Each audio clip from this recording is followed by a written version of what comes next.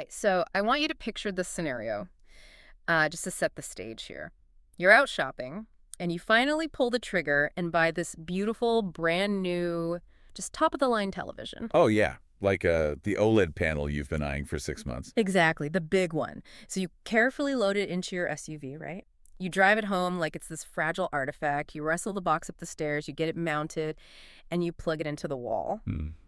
And the absolute second the prongs hit the outlet, bang! Sparks fly. Oh, no. Yeah, a loud pop. The screen is just totally dead. Just a complete hardware failure on day one. That is brutal. Total failure. So obviously you're furious. You pack the charred, smoking plastic back into the styrofoam, lug it all the way back to the big box store, and you just march right up to the customer service desk. Yeah, you ready for a fight? Right. You plop it down on the counter. But instead of the manager, looking at it, assessing the actual hardware fault and just handing you a refund. Which is all you want. Exactly. Instead of doing that, they just stand there. And they begin to recite this deeply empathetic, grammatically flawless, beautifully composed poem about the store's corporate return policy. Just a beautiful iambic pentameter sonnet about 14-day receipt requirements and restocking fees. Yes. The eye contact is locked in. Yeah. The tone of voice is incredibly soothing. I mean, they are using your first name. Right. You feel entirely heard, in the emotional sense. But you still have a broken television. Yeah, and you still don't have your $1,200 back in your checking account. Exactly, which means the entire interaction is completely useless. Right, because despite being optimized for maximum politeness and, emotional intelligence, it is a complete and utter operational failure. It's absolutely useless, and Yeah. this completely frustrating, almost absurd scenario. Oh, this is exactly what we're unpacking today. Welcome to this Innovation Unpacked deep dive. I'm really excited for this one. Me too. Today, we are opening up a dossier that fundamentally challenges, it just completely dismantles the current obsession with generative AI in the enterprise space. Yeah, it really takes a sledgehammer to it. It does. It's this provocative manifesto by Mike Boysen, and it's titled The Support Chatbot Trap. It is a phenomenal piece of writing. I mean, honestly, for anyone listening who manages a product team or oversees a P&L, or even if you're just currently budgeting for an AI integration this quarter. Which is everyone right now. Right, exactly. Everyone is doing it. But this dossier is a necessary wake-up call because we are looking at a massive, and I mean massive, misallocation of capital across the tech sector right now. We really are, because our mission today for you, the listener, is to completely shatter this illusion, this idea that bolting a slick new LLM chat widget onto your company's Contact Us page is some sort of magic bullet for customer experience. It's just not. No. So we are going to unpack exactly why the tech industry has essentially wasted the last decade trying to build these empathetic digital buddies. Yeah, completely misunderstanding the underlying physics of the business. Right. And more importantly, we are going to walk through a really rigorous alternative framework. Because Boysen doesn't just complain about the problem, he provides a totally different architectural approach. Exactly. We're going to detail how to stop building these polite digital walls and start architecting what Boysen calls computational bulldozers. Such a great term. I love it. Systems that actually alter the unit economics of a business by fixing the root operational constraints. Right, the computational bulldozer. I mean, I love that imagery, but we do need to ground it. Because reading this manifesto, I realized that so many Fortune 500 companies are pouring tens of millions of dollars into solving the absolute wrong problem. Oh, 100%. They are trying to optimize the conversation about the broken TV rather than, fixing the supply chain that produced the broken TV in the first place. Yes, that's the core of it. And to really grasp why we are in this trap, we have to look at the historical context here. Right. How did we get here? Because for the last 10 to 15 years, the entire customer experience industry has been suffering from this massive structural case of cognitive dissonance. We have fundamentally miscategorized the nature of the work. We've been treating customer support as a communication problem. Yes. We assumed that because customers use language to reach out to us, the breakdown must be in how we communicate back to them. Exactly. The industry looked at call centers and thought, oh, our customers are reaching out to talk to us. So we need to improve the efficiency and the tone of how we talk back. Makes sense on the surface, right? Sure, on the surface. But a customer support ticket, and this is a really foundational insight from the dossier, is not a conversation. Right. It is a physical, mathematical symptom that a core business process just failed. Wow. Wait, say that again? A mathematical symptom? Yeah, it means something broke in your supply chain or your billing infrastructure, your logistics network, or your product quality assurance. It's telemetry data. It's indicating a system failure, not an invitation to chat. Right. But instead of routing that telemetry data to the engineers and operations managers to actually fix the underlying system, what did the industry do? They isolated customer support into its own silo. Exactly. And they became utterly obsessed with this metric called ticket deflection. Oh, ticket deflection. I hate that phrase. Which, let's be honest, is just an elegant corporate euphemism for how do we get these frustrated users to go away without eating up the bandwidth of a human agent who costs us $30 an hour? That is exactly what it is. It's brushing them off. And if you look at the evolutionary timeline of this, the underlying philosophy has never actually changed. Right, just the tech. Only the technology has changed. First, it was those rigid, infuriating IVR phone trees in the early 2000s. Press 1 for billing. Press 2 for shipping. Oh, the endless loops where you just end up mashing the 0 key trying to get a human operator. You're just angrily hitting 0. And then we evolved into those early, incredibly clunky decision tree chatbots. The ones that just offered you 3 multiple choice buttons? Right, and they immediately broke if you typed a free text sentence, like, I don't understand your query. Yeah, completely useless. And now we have arrived at this current tidal wave of generative AI, the large language models. Yeah. But the objective function of the software hasn't shifted at all. Which is crazy when you think about it. The goal is still to make the machine sound like a deeply empathetic human, so the customer feels handled and goes away. Okay, look, I get the skepticism, and I totally agree about the old chatbots. But let me push back on this for a second. Because as someone who, looks at the overall user experience, I have to ask, don't customers want a smoother interface? Well, sure, but I mean, if my sauce subscription gets messed up, an articulate, context-aware AI that remembers my account history and actually understands natural language is fundamentally better than a rigid phone menu. right, it feels better in the moment. Exactly. Even if it's just a routing layer, a polite AI reduces my immediate cognitive load. I pause there because, yes, it reduces the friction of the interaction, but it does not reduce the friction of the resolution. Okay. And that is the trap. Changing the interface doesn't change the outcome if the back-end systems remain completely siloed. Okay, let's dig into the mechanics of that. Why doesn't it change the outcome? Because to me, faster routing feels like a faster outcome. Because you have to look at what you are actually requiring the human being to do when you present them with a chat window. Boysen points out that relying on a conversational interface fundamentally forces the customer to act as a diagnostic investigator. A diagnostic investigator, meaning the system is totally blind until I, the user, tell it where it hurts. Precisely. Let's take your sauce billing example. Let's say a background cron job fails, and you get double billed for your monthly C licenses. Which happens all the time. Right. First, you, the customer, have to organically discover that you have a problem by checking your credit card statement. Because the company didn't alert me. Nope.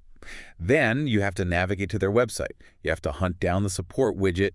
You have to type out a prompt accurately diagnosing and explaining the billing discrepancy. Right. I have to formulate the query perfectly so the AI understands my intent. Like, hello, I was charged twice on this specific date. Yes. And then you have to wait for the AI to retrieve a knowledge base article. You have to read and comprehend that article. And then usually you have to execute the fix yourself. Right. By navigating to some hidden billing portal, finding the disputed invoice, and clicking a dispute button. Exactly. Man, when you map the sequence out like that, I'm doing a tremendous amount of free administrative labor for the vendor. I am auditing their billing software. You are doing all the labor. The company hasn't eliminated friction. They have simply wrapped their operational debt in a conversational UI, and they've outsourced the debugging process to the buyer. That is deeply aggravating when you realize what's happening. It is. You're paying a premium for a service, the service fails mathematically, and their big solution is to provide a highly advanced language model that essentially tutors you on how to fix their mistake. Exactly. And this loops perfectly back to your exploding TV analogy from earlier. You've got this AI that can instantly, flawlessly retrieve every single refund protocol in the corporate database. Right.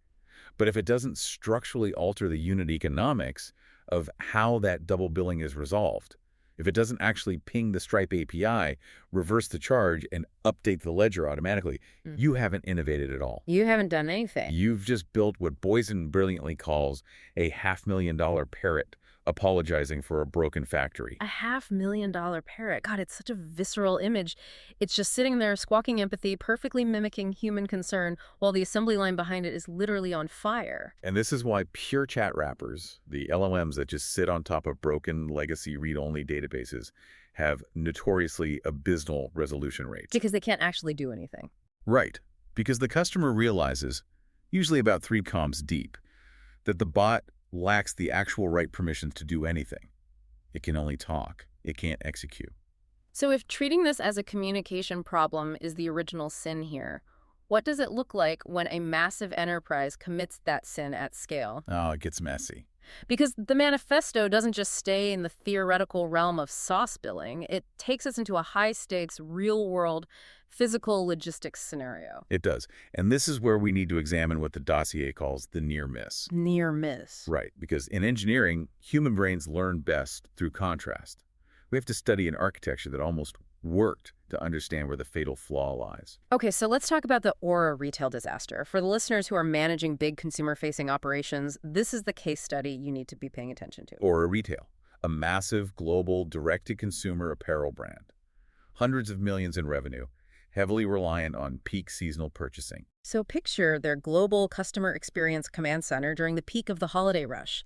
Cyber Monday just happened. It is absolute, unrelenting chaos. You have hundreds of human support agents staring at overwhelming queues. Dashboards are flashing red. They're trying to manually track delayed shipments caught in massive winter storms. It's an incredibly fragile ecosystem. Yeah. I mean, if just one barcode scanner goes down at an intake bay in a regional distribution center, it creates this massive data latency ripple effect. Right. Suddenly, inventory isn't updating. And that spawns 10,000 angry support tickets from buyers wanting to know where their winter coats are. And on top of the shipping delays, they are dealing with furious customers who bought expensive jackets that arrived with torn seams or broken zippers or just the wrong size altogether. Yeah, the agents are burning out, turnover in the call center is spiking, and the enterprise is bleeding capital on operational support costs. So the executive team at Aura looks down at this chaotic floor and they pull the telemetry on their support metrics. And they make a classic, fundamentally flawed deduction. They look at the data and they notice that their human agents are spending roughly 60% of their time just explaining their incredibly complex 14-step return policy to frustrated buyers. 60%. That's insane. 60% of human bandwidth burned on essentially reading an FAQ page out loud. Yes. So the executives look at that metric and they think, aha, we found the root cause. Right. They think they've nailed it. Our customers have too many questions. The policy is too complex and the communication bandwidth is bottlenecked. What we need to do is deploy a conversational AI agent to seamlessly explain these policies at scale. We need to fix the communication bottleneck. Enter Omni Agent. Omni Agent. Aura drops $2 million working with a top-tier vendor to build this highly customized, fine-tuned LLM interface. They bolt it directly onto the bottom right corner of their homepage and their mobile app. And you have to imagine the boardroom demo for Omni Agent must have been absolutely breathtaking. Oh, it must have sold them instantly. Imagine you're the VP of operations sitting in that room. The vendor boots up the simulation. A mock customer types, my jacket arrived with a broken zipper. How do I get my money back? An Omni agent doesn't just spit out a generic URL. It instantly parses the natural language intent. It executes a read-only query into the CRM, checks the purchase history, cross-references the 90-day holiday return window, and generates this flawless, deeply empathetic response. And it does it in 40 different languages instantly. Right. It replies, I am so incredibly sorry to hear that your jacket arrived damaged, Sarah. That is absolutely not the Aura standard. So polite. To process a return, simply print the attached shipping label, locate a local drop-off center, box the item securely, and once our warehouse scans the barcode at our facility in 14 days, your refund will be automatically credited to your Visa. The executives see that, and they pop champagne. Right. They think they've achieved zero friction customer service. They roll it out globally. They're waiting for their support overhead to plummet. But within a month, the data comes back, and it's a bloodbath. A total disaster. Customer churn absolutely skyrockets. Repeat purchase rates plummet. Buyers are completely abandoning the $2 million AI and taking to social media to publicly torch the brand's reputation. So let's unpack the mechanics of why it failed so spectacularly. Because on the surface, mathematically, they did fix the bottleneck they identified, right? That's what I thought. They had a communication bottleneck agent spending 60% of their time explaining policies, and the AI eliminated it. The information was delivered perfectly. This is what I was struggling with when I first read the case study. The executives saw a real communication bottleneck. They deployed state-of-the-art tech to automate it, but they completely missed the actual physical bottleneck hiding beneath the data. Exactly. Because they built a highly articulate FAQ engine for a fundamentally broken repair journey. They completely ignored the physics of the customer experience. The physics. I love how Boysen leans into that terminology. It's so accurate. Because it forces you to stop looking at pixels on a screen and start looking at atoms in the real world. Think about the physical reality of what the buyer was still dealing with after the chat window closed. Yes, Omni Agent brilliantly and empathetically explained the return process. But the human being sitting in their living room, they still have to go find a printer to print that shipping label. Which, let's be real, nobody under the age of 40 has a working printer in their house anymore. No, I don't have a printer. So they have to go to a library or a print shop. Then they have to locate packing tape. They have to physically box up the defective jacket. It's awful. They have to get in their car, navigate through winter traffic to a shipping center, wait in a physical line behind 5 other people, and drop off the box. The amount of physical, logistical labor pushed onto the consumer is staggering. And it doesn't end there. Oh, right. After all that physical labor, the human still has to wait while the physical mass of that jacket is transported via truck across the country. And then they wait for a warehouse worker to slice open the box, inspect the broken zipper, and manually update the legacy warehouse management system. Which then batches an update to the enterprise resource planning software overnight. Yes, which finally triggers a 3 to 5 business day hold on the ACH transfer back to their bank. So the AI didn't actually eliminate a single ounce of real-world operational friction? Not a single ounce. It just served as a highly efficient, highly polite messenger for a terrible, archaic supply chain process. Wow. Customers don't want to chat with the digital assistant about a broken zipper. They want a working jacket, and they want their money back. The cognitive dissonance is just glaring when you look at it that way. Aura treated the lack of conversational policy explanations as the root cause of the pain, because that's what their dashboard showed them. But the dashboard was lying. The actual root cause was the immense physical and financial friction required to reverse a logistics error. Precisely. And this near miss is playing out in Fortune 500 companies everywhere right now. Yeah. We are spending billions of dollars in CapEx to give our broken support sites a voice, without ever stopping to ask if the software should just be doing the work quietly in the background. Yeah. We're building massive LLM architectures to politely deflect customers we shouldn't have angered in the first place. Politely deflecting customers we shouldn't have angered in the first place. That is the defining quote of this era of tech. It really is. So Aura's massive mistake was essentially deploying a conversational agent to explore the friction rather than architecting a system to destroy it, which leads us to what Boysen calls a necessary mental pivot. Right. A totally different mindset. A completely new rule for how product and engineering teams need to approach innovation from day one. And this brings us to the core philosophy of the dossier, the hypothesis creed. The hypothesis creed. I have to say, when I read this section, it felt deeply contrarian because it directly challenges the entire agile, let's just launch an MVP, see what the users do, and iterate mindset that Silicon Valley has worshipped for the last 2 decades. It absolutely does. Yeah. The hypothesis creed is a radical rejection of the open-ended exploration mindset. The creed is simply this: we are testing a hypothesis. We are not exploring for a problem. Okay. Explain why exploring for a problem is so dangerous when we talk about AI integrations. I mean, what is inherently wrong with putting an open text box in front of a user and just seeing what they need? Because it is a fundamental abdication of product leadership. Oh, wow. When you buy a generic open-ended chatbot, one of those little windows that pops up and says, "How can I help you today?"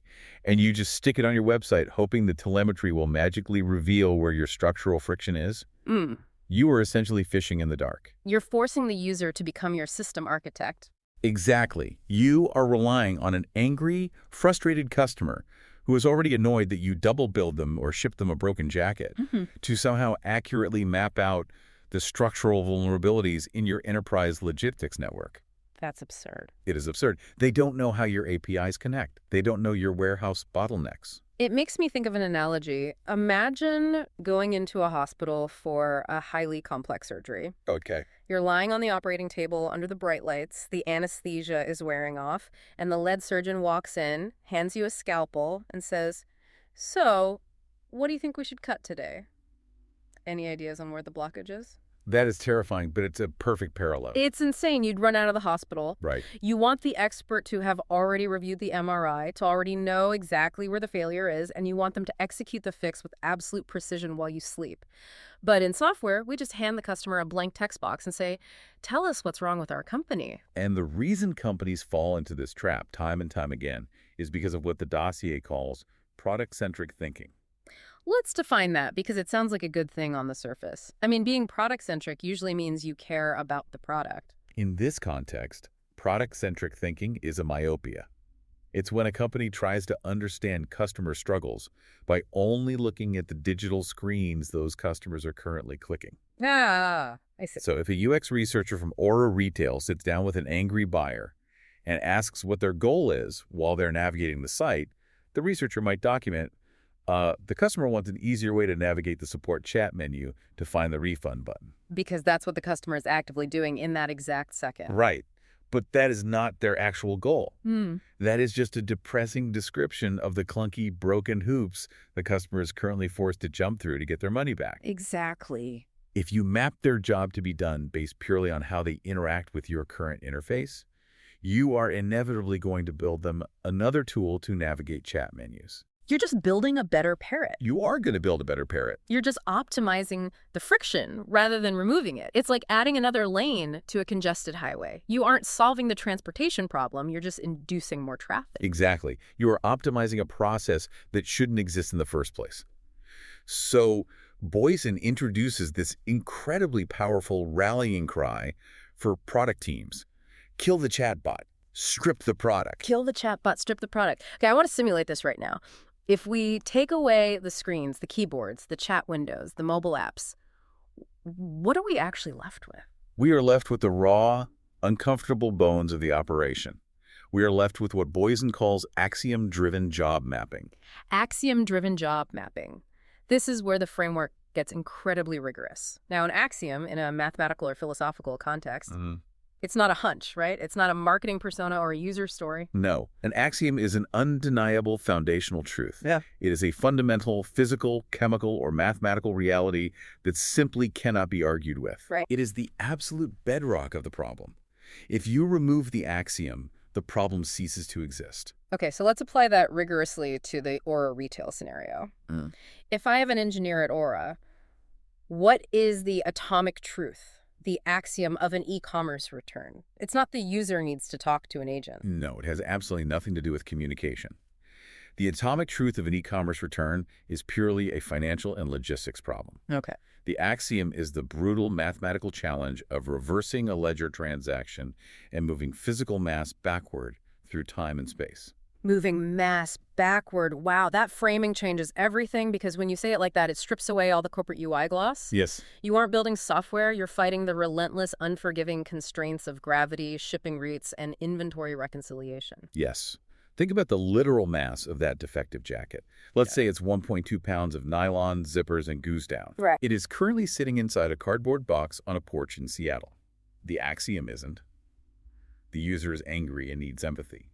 The axiom is 1.2 pounds of physical matter must be transported 800 miles back to a distribution center in Nevada, and $89.99 must be computationally reversed across two distinct financial institutions. And when you map the job through the lens of those physical and mathematical axioms, the entire roadmap changes. Completely. Because you suddenly realize you shouldn't be mapping how the customer clicks a drop-down menu or types a prompt. You should be mapping the pure physics of the execution. Exactly. You map how the physical failure is defined. Is the zipper actually broken, or did they just order the wrong size? Right. You map how the item is physically prepared for transport. You map how the financial ledger is mathematically executed. And when you do that, when you strip away the screens and look at the raw work, you realize something horrifying about modern business. So You realize that a human being, the paying customer, is performing manual logistics labor for an enterprise-level supply chain. that is a heavy realization. We are making the customer work in our warehouse, essentially. We are. A conversational interface does not solve a logistics reversal. Yeah. It just politely instructs the customer on how to do the heavy lifting. It's insulting. The chat interface is just getting in the way of the physics. Okay, so if asking the customer through a chat box gives us the wrong data, how does a company actually measure this invisible friction?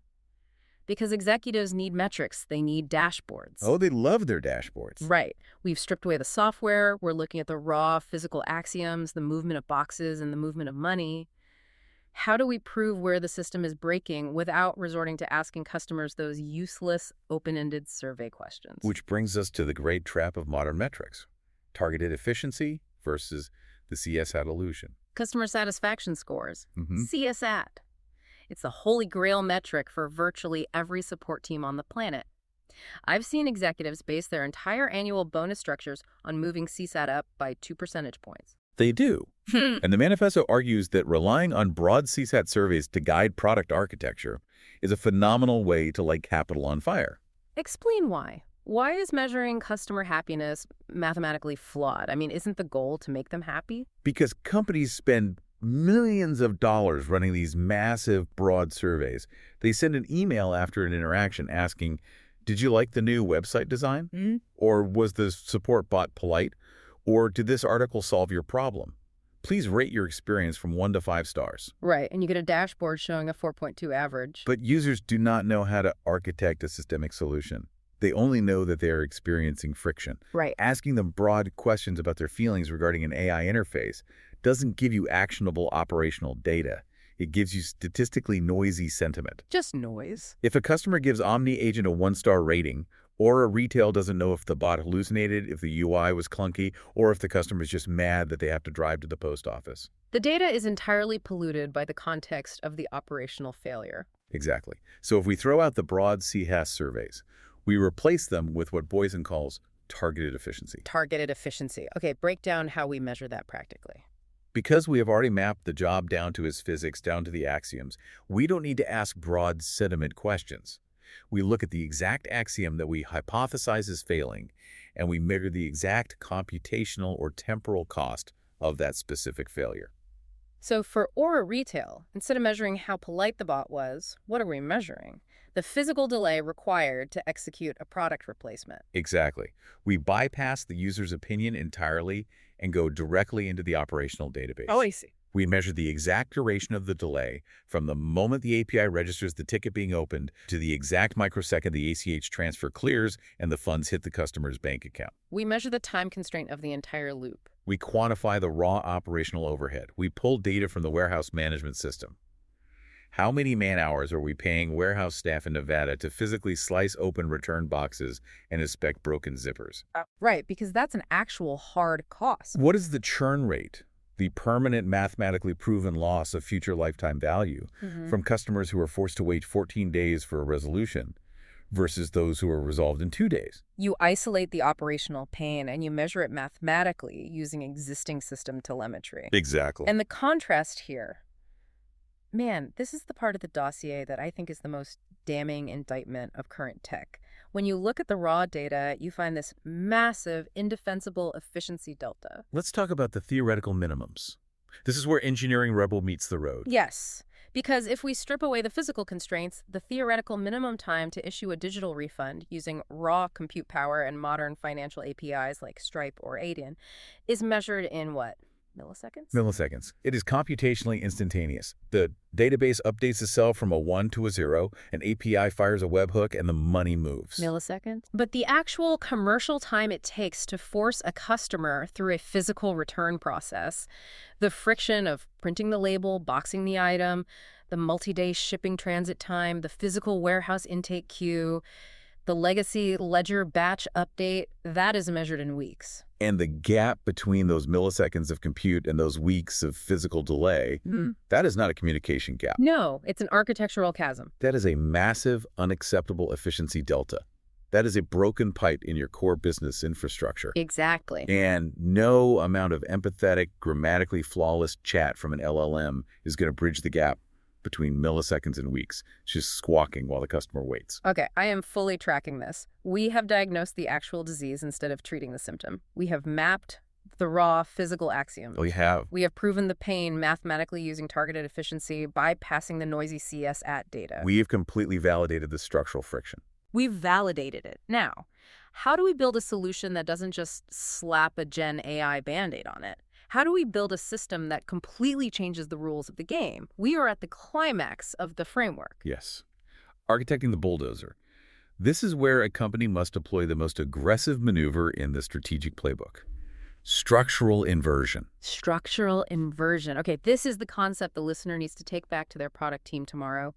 Explain the mechanics of an inversion. If you want to create a true monopoly, if you want to build an insurmountable competitive moat in your industry, you cannot just offer a sustaining feature update.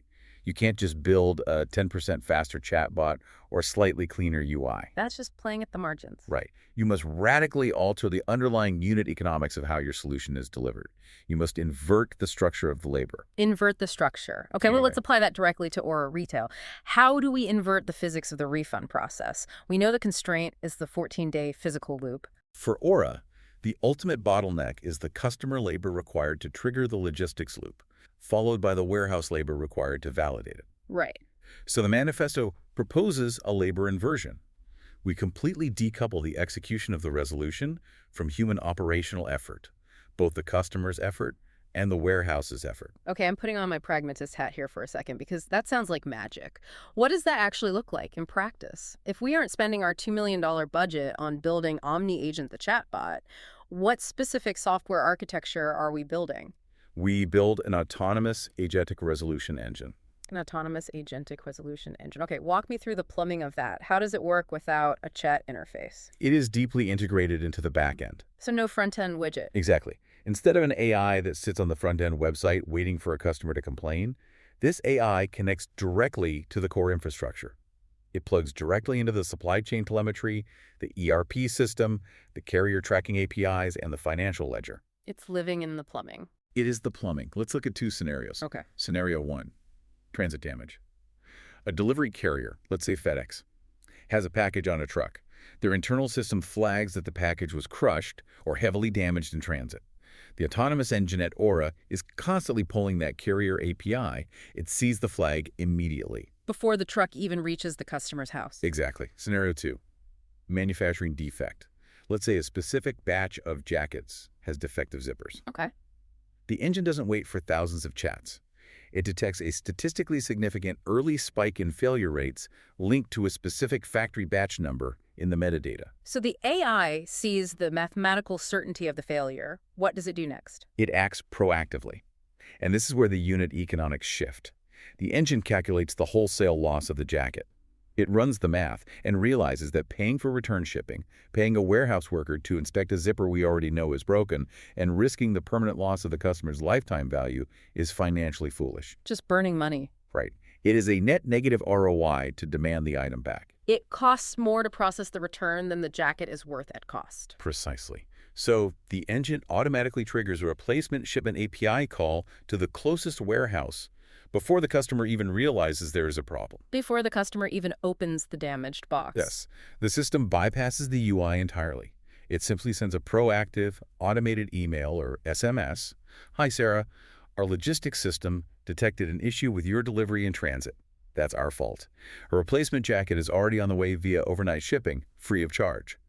Please keep, donate, or discard the original item when it arrives. The chat window never even opens. Chat window never opens. The ultimate customer support interaction is the one that never happens. That is structurally profound. It is. The AI does all the heavy lifting silently in the background, communicating machine to machine. The friction is completely obliterated. The physical labor of the return, gone. The 14-day wait, gone. The need to talk to a parrot, gone. And you have successfully inverted the labor model. You have transformed a high-friction reactive cost center into a zero-friction proactive loyalty driver. But I have to push back here. Go ahead. I'm looking at this architectural shift, and if I'm an executive, my immediate red flag is fraud. Oh, of course. Fraud is always the fear. If you just auto-ship a $200 jacket without requiring the broken one back, people will just lie and say it's broken to get free clothes. How do the unit economics actually survive that kind of vulnerability? That is the exact right question to ask, and it's why the telemetry is so vital. We aren't relying on the customer's word via a chat prompt. The autonomous engine relies on verifiable metadata. Right. In the transit scenario, we're relying on the carrier's shock sensor data or scan codes. In the defect scenario, the AI cross-references the batch number. Oh, that makes sense. If 12% of batch 409 has broken zippers, the probability of a customer committing fraud when complaining about batch 409 drops to near zero. Because you already know the batch is bad. You mathematically isolate the risk. And for edge cases where the confidence score is low. Like if there's no data to back up their claim. Exactly. The engine simply doesn't auto-resolve. It routes to a human. Which brings up my next tangent. Whenever we talk about autonomous AI engines taking over core processes, the immediate fear is massive job loss. Sure. What happens to the hundreds of human support agents in this call center? Are we just firing the entire floor? This is a critical point that Boysen explicitly addresses. The human agents are not fired. They are elevated. Elevated how? Because if Yeah. the AI is handling the bulk of the volume, the headcount requirement drops, right? Think about what those agents were doing before. They were acting as human punching bags for angry customers, spending 60% of their day reading a script about a 14-day return policy. Right, which is just agonizing. Yeah, they were acting as human APIs between a frustrated buyer and a legacy database. That is a terrible, soul-crushing use of human intelligence and empathy. It's burnout city. I mean, the turnover in those roles is massive. Exactly. With structural inversion, the autonomous engine handles all the mathematically solvable friction, the obvious logistics errors, the batch defects. The human agents are elevated to what we can call exception handlers. Exception handlers. I like that. They only deal with the incredibly complex, highly nuanced edge cases that the AI flags because the confidence score is too low or the emotional context is too delicate. They get to actually use their brains again. They get to solve complex puzzles rather than acting as a router. Yes. And structurally, for the business as a whole, you have created something much more valuable than a slightly lower support budget. You have created a true, real option. A real option. Explain that term, because that sounds like finance jargon. Why is that the ultimate goal? In finance, a real option is a choice available to a company concerning business investment opportunities. It means you have the flexibility to adapt to future unknowns. Okay. By deploying structural inversion, you haven't just bought a software update.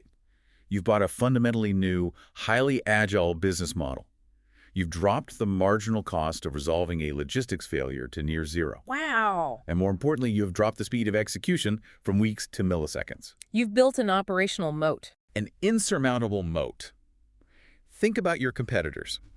While they are still busy trying to teach their generative AI bots to politely say hello in 40 different languages, Yeah. you are proactively shipping replacements before the customer even knows there's a problem. That's just a different league. Your competitors cannot possibly compete with those unit economics because their underlying physics are still broken. Man. That is a complete paradigm shift. It really is. It makes you look at every single AI integration press release from big tech companies with a completely different, much more skeptical lens. Which brings us perfectly to the final takeaway for the listener. Yep. Because Boysen calls this new analytical lens the Socratic scalpel. The Socratic scalpel. I love that. So let's summarize this paradigm shift. You, the listener, now possess this tool. The next time a sauce vendor walks into your boardroom, or the next time you see a pitch deck for a sleek new generative AI chatbot designed to deflect tickets and increase CSAT, you won't see a shiny new toy. You will see a trap. You will see a trap. You will see a $500,000 parrot apologizing for a broken process. And instead of buying the parrot, you are going to use that Socratic scalpel to slice right through the software interface. You're going to ignore the chat windows. You're going to ignore the LLM latency metrics. And you are going to expose the raw physical axioms of the work your customers are actually trying to accomplish. You're going to fundamentally remember that a customer support ticket is an operational failure, not a conversation. Yes. Stop talking to your customers about your broken pipes and start architecting the computational bulldozer that actually fixes the plumbing. It's a profound shift in thinking. And it's not just applicable to massive e-commerce retail brands like Aura or B2B SaaS companies. It applies to every system that involves human friction. And that is exactly where I want to leave you, the listener, today. I want to leave you with a final provocative thought to mull over as you close out this episode.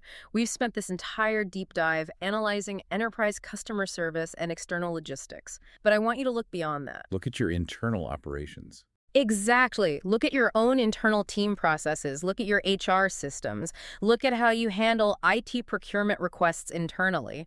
Hell, look at how you manage workflows with your own family. The Socratic scalpel applied to household chores. Why not? Where in your life or your business are you building a polite, heavily scripted chatbot? Where are you just continuously apologizing for a recurring problem, managing the symptoms, and trying to communicate better about the friction? When what you really need to do is grab a bulldozer, strip the problem down to its undeniable physical axioms, and fix the actual plumbing. Where are you acting as the parrot? Exactly, because at the end of the day, when you plug that brand new TV into the wall and it explodes, Yeah. you don't want a poem. You want your money back. You want the operational outcome, not the empathetic interface. The outcome, not the interface. Thank you for joining us on this Innovation Unpacked deep dive. Keep stripping away the noise, find those axioms, and we'll catch you next time.